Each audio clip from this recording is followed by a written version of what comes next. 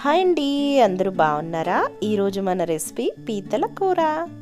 ఇవి చూస్తుంటే ఏదోలా ఉందా మీకు? బట్ తింటే అద్దిరిపోతుంది. ఆ టేస్ట్ తిన్న వాళ్ళకే తెలుస్తుంది.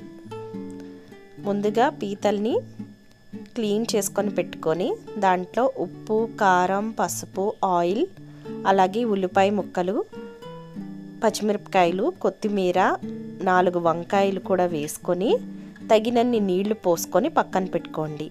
చింతపండు నీళ్లు వేసుకొని పక్కన పెట్టుకోండి. అలాగే మూత పెట్టేసి బాగా మగ్గనిచ్చిన తర్వాత ఈ చింతపండు గుజ్జు కూడా ఇందులో వేసేసుకోవాలి. చింతపండు పులుసు తగినంత వేసుకోండి. మీ టేస్ట్ని బట్టి మీరు ఎంతైతే పులుపు తినగలుగుతారో అంత. ఇక్కడ మేము వేసిన తర్వాత వాటర్ ముక్క అనేది మునగాలండి. నీటిలో ముక్క అనేది మునిగి తగినన్ని వాటర్ కూడా వేసుకోండి. అలాగే పీతల్లో గుడ్డు వస్తుంది తెలుసా? ఇదేనండి ఆ గుడ్డు.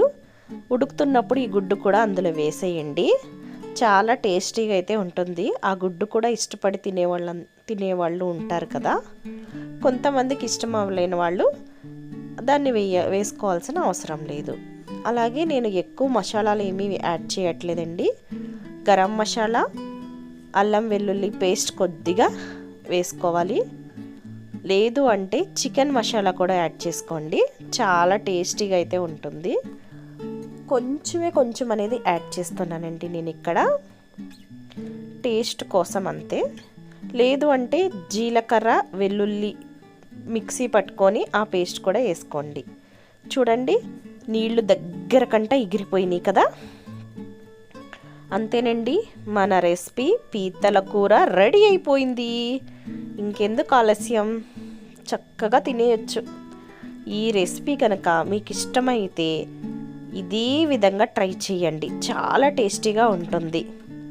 ఈ రెసిపీ నచ్చినట్లయితే please subscribe to my channel, support me.